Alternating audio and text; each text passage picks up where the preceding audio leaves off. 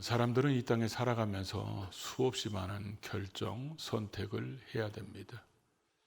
하나님의 백성이라도 예외는 없습니다. 하나님이 다 우리에게 결정해 주셨거나 하나님 우리에게 다 선택해 주신 것만 주시는 분이 아니라는 거죠.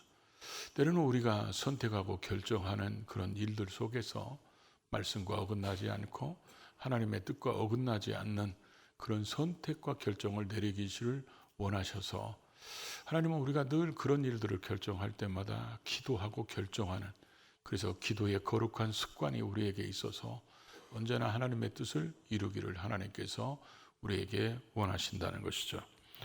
그래서 이 땅에서 우리가 사단의 괴계에 속아서 낭비하거나 방황하는 인생 살지 않고 하나님 영광 돌리며 하나님의 뜻을 이루면서 살기를 원하는데, 오늘 그런 하나님의 뜻을 우리에게 깨닫게 하려고 또 오늘 우리에게 이런 말씀을 주시는 것입니다. 이스라엘 백성들이 가나안 정복 전쟁을 할 때 요단강을 건너서 가나안의 중부에 남과 북으로 차단하는 도로를 중심으로 해서 정복 전쟁을 합니다. 마치 우리나라로 치면 6.25 때 우리나라가 인천 상륙 작전에서 가운데서 이렇게 잘라서 들어오는 것처럼 마치 그런 식으로 정복 전쟁을 하게 됩니다. 그래서 여리고성을 점령하고 아이성을 점령하니까 오늘 1절부터 쭉 읽다 보면 가나안 7 족속들이 평소에는 자기들끼리 다투고 싸우고 반목하고 그랬을지라도 이제 위기가 오니까 7 족속이 다 모여서 결사항쟁을 결의를 합니다. 그럼에도 불구하고 히 족속 중에 하나인 기브온 족속은 가장 가까이에서 위험, 두려움을 체감하는 사람들이었습니다. 그래서 성경을 찾아보니까 여리고성에서 이 기브온 사람들이 사는 데까지는 22km 떨어져 있습니다. 그러면 걸어서 5시간 반 정도면 도착하고, 또 아이성에서는 9km밖에 안 떨어져 있습니다. 그럼 2시간이면 도착합니다. 그러다 보니까 아무리 결사항쟁을 하겠다고 뭐 싸우겠다 이렇게 했을지라도 가장 먼저 이스라엘 백성들의 침략을 받는 사람들은 기브온 사람들입니다. 그러다 보니까 우리가 저들과 싸워서 이길 수 있는 힘은 모자라고, 그래서 나름대로 꾀를 냅니다. 그 4절에 보면 저들이 꾀를 냈다고 그러는데, 이 꾀라는 말이 단어가 긍정적으로 쓰일 때도 있고 부정적으로 쓰일 때는 양면성이 있는 단어입니다. 그래서 가나안 7 족속들의 입장에서 볼 때 오늘 기브온 사람들이 선택한 것은 아주 교활하고 약삭빠르고 지들만 살겠다는 그런 약삭빠른 선택이에요. 그래서 꾀라는 말이 때로는 약삭빠르다 이런 말로 부정적으로 쓰입니다. 그런데 이 말이 긍정적으로 쓰여질 때는 결국 기브온 사람들의 입장에서는 자기들은 지금 어떤 선택을 하는 거예요? 현명하고 지혜롭고 슬기로운 선택을 하는 겁니다. 그래서 현명하게 대처하다 이런 말이 또 꾀라는 단어입니다. 그러다 보니까 양면성이 있기 때문에 이렇게 표현하고 있는데, 이들이 볼 때는 자기들의 힘으로는 도저히 이길 수가 없고 살 수 있는 길은 어떻게든지 그들을 속여서라도 화친을 맺는 방법밖에 없으니까 보낼 사신들을 이제 위장하죠. 위장해서 아주 먼 길에서 온 것처럼 꾸며가지고 도착해서 그들에게 화친을 청하게 됩니다. 그랬을 때 여호수아나 족장들이 이제 하나님 앞에서 여호와 이름으로 화친을 맺는 것이기 때문에 하나님 앞에 당연히 물어봐야 됨에도 불구하고 물어보지 않고 이들이 눈에 보이는 것만 보고 당연히 멀리서 왔겠네. 얘기 들어보니까 그럼 당연히 멀리서 왔네.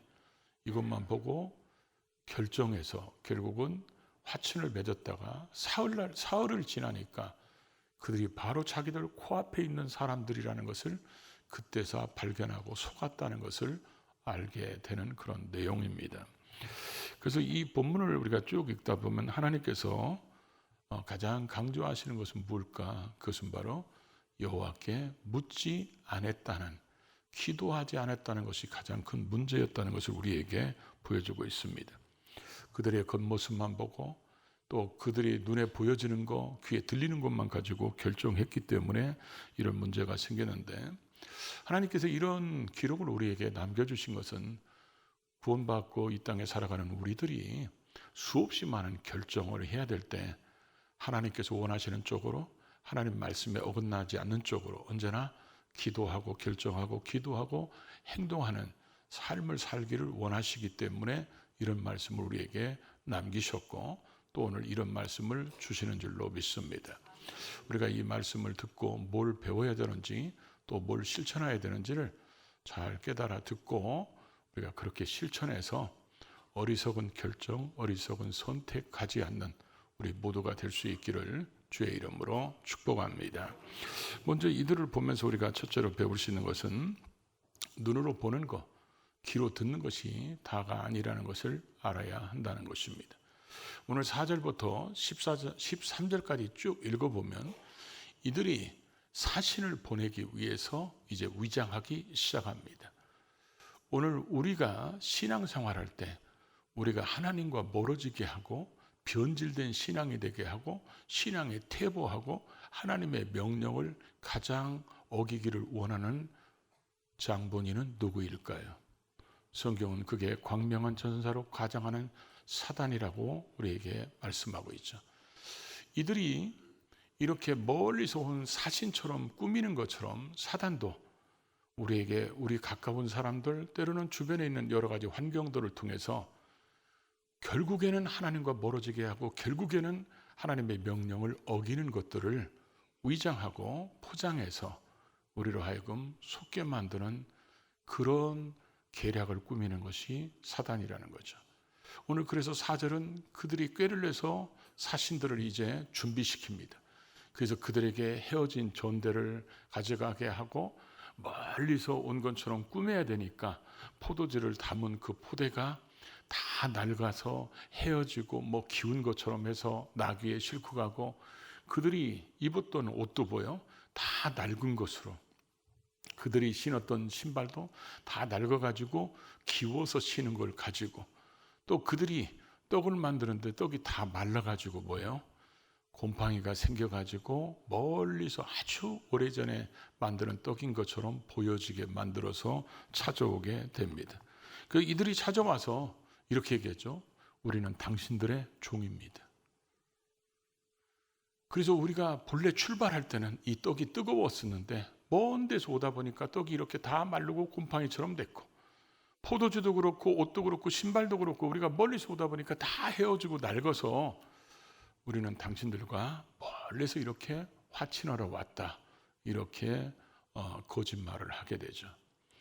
그랬을 때 이스라엘 백성들이 그런 상황이 됐을 때 속이는 이 사람들이 제일 나쁘죠. 우선은. 그러죠. 근데 속지 않아야 되는 것도 책임인데 결국은 이제 속고 말죠. 근데 왜 속았을까요? 그들은 눈에 보이는 대로 보니까 진짜 멀리서 온 것 같고 그들이 말하는 것을 들어보니까 진짜 귀에 들리는 대로 하면 이들은 눈에 보거나 귀로 들어볼 때 이들은 정말 멀리서 왔지.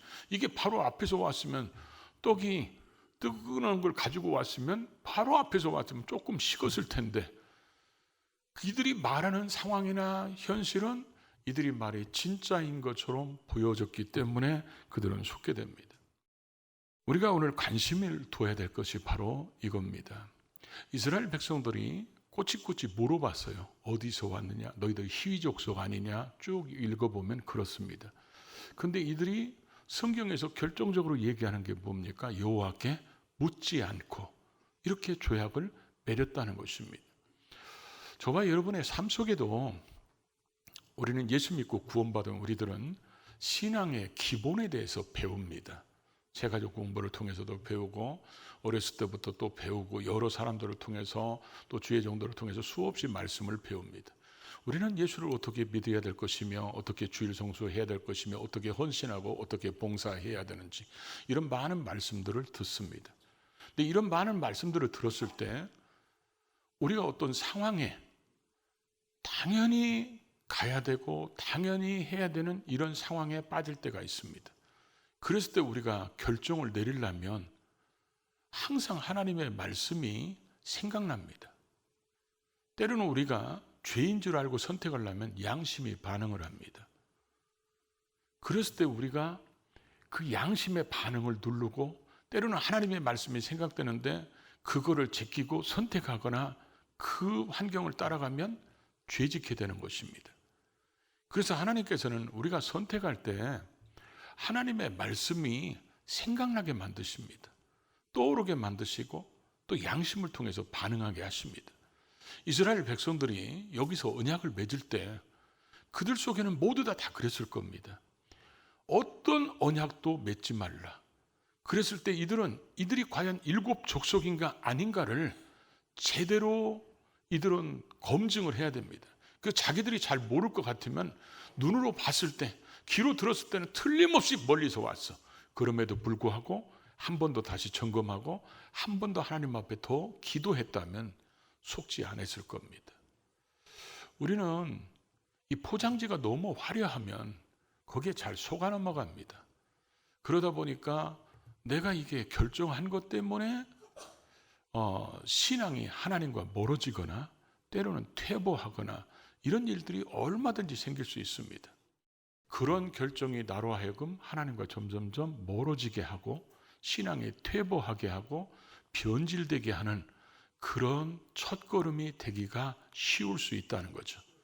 또 하나는 우리가 신앙생활했던 직분자들은 우리가 하나님 앞에서 살아갈 때 나 한 사람이라고 착각해서는 안 됩니다.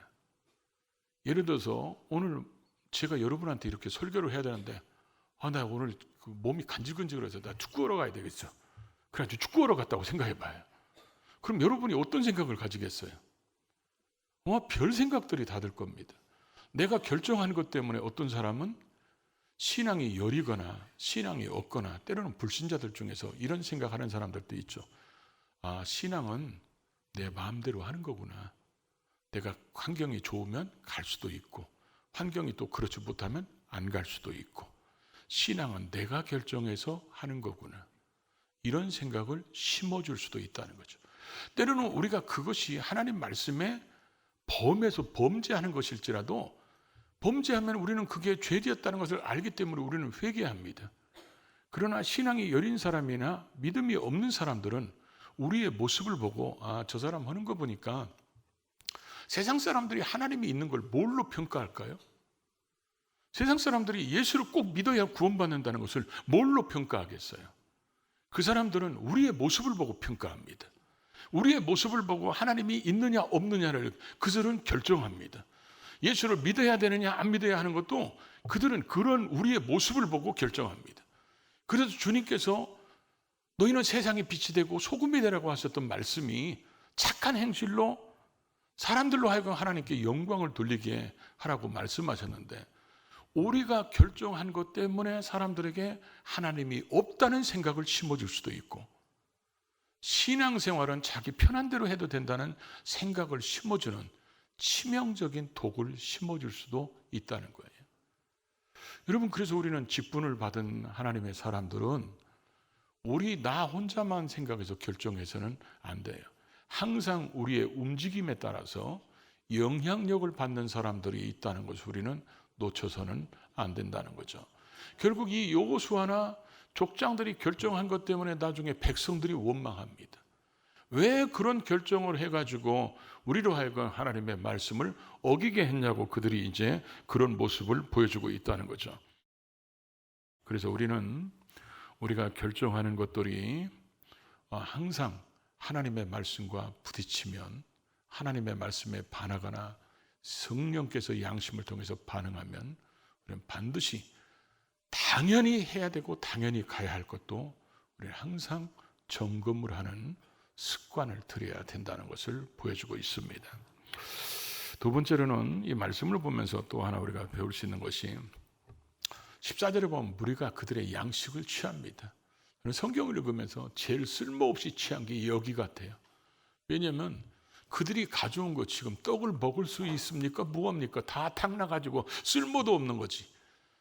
근데 이 언약이라는 것이 여러분 서로 화친의 조약을 맺거나 이랬을 때는 하나님이 아브라함을 부르셨을 때도 짐승을 쪼개서 그 불 가운데로 지나가게 하시잖아요. 그런 언약을 맺는 이유가 뭐냐면 너하고 나하고 우리 민족하고 너하고 언약을 맺으면 짐승을 쪼개서 만약에 그 언약을 어기면 이렇게 짐승처럼 쪼개져서 죽게 된다는 것을 의미하는 겁니다. 그러고 나서 음식을 같이 먹는 거예요. 근데 이들도 틀림없이 아마 음식이 탁났을지라도 먹는 채라도 아마 했을 겁니다. 화친의 언약을 맺기 위해서. 근데 이들이 하나님이 여호와의 이름으로 지금 언약을 맺는 거기 때문에 이게 우리가 정말 잘못하는 게 아니지 제대로 맺는 것인지, 어쩌면 이들은 편리함을 쫓았는지도 모르겠어요. 우리는 당신의 종입니다. 화평의 조약만 맺으면 우리는 당신의 다 종이 될 수 있습니다. 종이 됩니다. 그러니까 지금 전쟁 중에 있는 이들은 전쟁하지도 않고 비록 멀리서 왔더라도 다 우리의 종을 삼을 수 있으니까 어떤 그런 편리함의 유혹이 있었는지도 모르죠. 어쩌면 이들 속에서 기도가 왜 사라졌을까요? 여호와께 묻는 것이 왜 사라졌을까요? 우리의 삶 속에서 기도가 사라지는 것 중에 하나가 뭐냐면 너무 당연하게 보이는 것을 기도하지 않는다는 거예요. 그래서 기도의 기회를 놓치게 되고 방심하게 되고, 이런 것들이 반드시 여호와의 이름으로 언약을 맺는 거기 때문에 기도하고 하나님 앞에 물어봤어야 됨에도 불구하고 뭐 눈으로 보고 귀로 들어봐도 당연한 거니까 이게 우리로 하여금 기도하게, 기도의 제목들이, 기도의 순간이 사라지게 만드는 일이 될 수 있다는 거죠. 만약에 이게 이거 함정하냐? 이랬으면 심각해졌을 겁니다. 이것들이 속이는 거 아닐까? 그랬으면 이들은 하나님 앞에 진지하게 물어봤을 거예요. 그런데 눈으로 보이는 것이 너무 당연하기 때문에 그렇다는 거죠. 그래서 결국 이들이 화친을 맺습니다. 화친을 맺는데 15절에 보면 여호수아가 이들과 화친을 맺었다고 기록되어 있어요. 이 화친이란 말을 제가 원어가 어떤 뜻인가 하고 찾아봤더니 샬롬이라고 되어 있어요. 샬롬. 우리는 샬롬이라는 단어를 정말 많이 듣잖아요. 구약 성경에 또 샬롬이라는 단어가 얼마나 많이 나옵니까? 근데 이 구약 성경에 나오는 샬롬이라는 단어는 샬롬이란 단어가 쓰여진 것 중에서 3분의 2 정도가 하나님이 임재하시고 하나님이 거기 계시고 하나님이 일하신 것 때문에 충족한 상태의 평안이 왔을 때를 샬롬이라고 합니다. 근데 지금 이스라엘 백성들과 기브온 백성들은 여호와의 이름으로 화친 조약을 맺었어요. 그 화친 조약을 맺었는데 지금 하나님이 허락하신 게 아니잖아요. 여호와께 묻지도 않고 했잖아요. 분명히 여호와의 이름으로 했어. 이런 샬롬은 하나님이 임재하셔서 일하셔서 주시는 완벽한 상태의 그 평안을 누리는 샬롬이 아니라, 이런 상태는 하나님이 없는, 하나님의 이름만 빙자한 샬롬이에요. 이런 상태를 제가 말씀을 묵상하다 보니까 어떤 생각이 떠오르냐면, 이런 상태의 샬롬은 찜찜함이 와요. 여러분, 어떤 일 결정했어도 찜찜할 때가 있죠. 그렇죠? 성경을 보면 애굽 사람들이 왜 이스라엘 백성들의 아이가 태어나면 왜 죽이기 시작하죠? 찜찜함 때문에 그럽니다. 왜냐하면 이제 요셉을 알지 못하는 바로가 등장하니까 이스라엘 백성들이 너무 번창하는 겁니다. 자기들이 볼 때도 번창하는데, 만약에 자기 애국과 다른 나라가 전쟁할 때 자기들의 지금 노예로 있는 이스라엘 백성들이 적군 편을 들으면 이게 너무 큰 대적이 될 수 있기 때문에 그때부터 이들은 더 이상 번창시키면 안 되겠다. 그래가지고 아이들이 사내가 태어나면 죽이기 시작하죠. 왜냐? 이스라엘 백성들을 볼 때마다 찜찜한 거예요. 오늘 여호수아 족장들, 이런 사람들은 기드온, 지금 이 기브온 사람들과 화친 조약을 맺었잖아요. 근데 화친 조약을 맺었는데 지금 전쟁하고 있습니다. 너희들 저주를 받아서 이제 우리의 종이 돼야 돼. 그래가지고 하나님의 집에서 나무 패고 물 깃고 너희들은 이걸 해. 근데 이 사람들이 이스라엘 백성들과 동화되기 전까지는 언제 적의 편이 될지 모릅니다. 언제 첩제가 될지 몰라요. 분명히 여호와의 이름으로 화친을 맺었지만 자기들 앞에는 계속 뭐가 남아있을까요? 찜찜함이 남아있어요. 이게 하나님의 뜻과 상관없이 결정한 것 때문에 하나님의 사람들이 마음의 평안이 사라졌을 때 그런 게 바로 찜찜함이에요. 이런 것들이 생기지 않게 하기 위해서는 우리는 환경이 아무리 나빠진다 해도 하나님께서 말씀하셨고 하나님이 응답하신 것이라면 우리는 어떤 상황이든지 평안을 누릴 수 있어요. 그런데 이게 분명히 여호와의 이름으로 했고 눈에 보이는 대로 이거 당연히 하나님이 하시라고 하는 것처럼 보여서 결정했는데도 찜찜함이 있는 것은 하나님의 성령의 역사가 거기에 없기 때문에 그럴 가망성이 아주 높다는 거죠.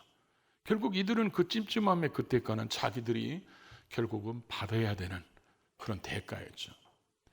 여러분에게 한번 물어보고 싶습니다. 잘 생각하고 대답하시기 바랍니다. 희망사항을 말씀하시지 말고 현재를 말씀해 주셨으면 좋겠어요. 나는 어떤 일을 결정하든지 하나님 앞에 기도하고 결정한다. 1번. 2번. 야, 이거 눈으로 보고 귀로 봐도 저거 당연히 해야 돼. 저거 안 하면 멍청이지. 아, 저렇게까지 하라는데? 그래가지고 일단은 내가 선택하고 결정했어. 그 다음에 주여 복을 주시옵소서. 그때부터 기도한다. 2번. 3번은 기도하지 않고 선택하고 선택하고 나서도 기도하지 않는다. 3번. 여러분은 몇 번인 것 같아요? 지금 이스라엘 백성들은 3번이었어요. 3번. 지금 현재 선택할 때도 기도하지 않고 선택하고 나서도 기도를 안 했어요. 근데 대부분 우리는 희망사항은 1번이죠. 1번으로 하려고 하는 분들도 많이 계신데, 근데 제가 볼 때는 대체로 2번이 많습니다. 왜냐하면 2번이 많기 때문에 아멘을 안 해요. 대답을 안 하고. 우리는 어떤 일을 자기가 결정해. 내가 볼 때 굉장히 하나님이 주식 투자가도 아니잖아요. 그렇죠? 부동산 전문가도 아니고. 그러니까 다 하나님이 내 거라고만 했지 전문가는 내가인 것 같아. 그리고 그 옆에서 잘하는 사람 얘기 들으니까 지금 안 하면 망할 것 같고 지금 놓치면 못 살 것 같고, 그러니까 막 결정해서 했는데 나중에 보면 속는 경우들이 많고 사기당하는 경우들이 많고 후회하는 경우들이 많죠. 그래서 우리는 대부분 결정해놓고 선택해놓고 하나님 앞에 그때부터 도와달라고 기도하니까 그것 때문에 예수 믿는 사람들이 많이 실수하고 실패하고 때로는 망하기도 하고 그러는 것입니다. 기도보다 앞서면 후회합니다. 기도보다 앞서면 낭비합니다. 기도보다 앞서는 것이 반복되면 습관이 되어버립니다. 기도보다 우리가 앞서면 하나님과 멀어지기 시작합니다. 예배도 멀어지고 하나님과 교제도 멀어지고 또 하나님 앞에 모든 것들이 멀어지게 돼 있어요. 그래서 이런 상황을 우리가 보면서 세 번째로 저는 이런 생각을 했어요. 그래도 이런 기브온 사람들이 하는 걸 보면 속였으니까 니들 그 계약 파기해. 우리는 속이면서 하면 계약 파기할 수 있잖아요. 그러니까 니들도 속여서 했으니까 여호와의 이름으로 했다 해도 계약 파기해. 이렇게 할 수 있음에도 불구하고 하나님이 이들에게 긍휼한 은혜를 베풀어 주시는 것을 볼 수 있어요. 그래서 여호수아가 물어보잖아요. 24절에 보면 너희들 왜 바로 코앞에 살면서 왜 멀리서 온 것처럼 위장하고 거짓말했냐. 그랬더니 이들이 하나님께서 당신의 하나님 여호와께서 일찍이 모세에게 말씀하셔서 모세를 통해서 가나안 족속들을 다 진멸하라. 그런 말씀대로 가나안 족속들을 하나씩 하나씩 진멸하는 모습을 보면서 우리는 두려워서 우리 죽을까 봐 그래서 거짓말했다. 이렇게 얘기를 합니다.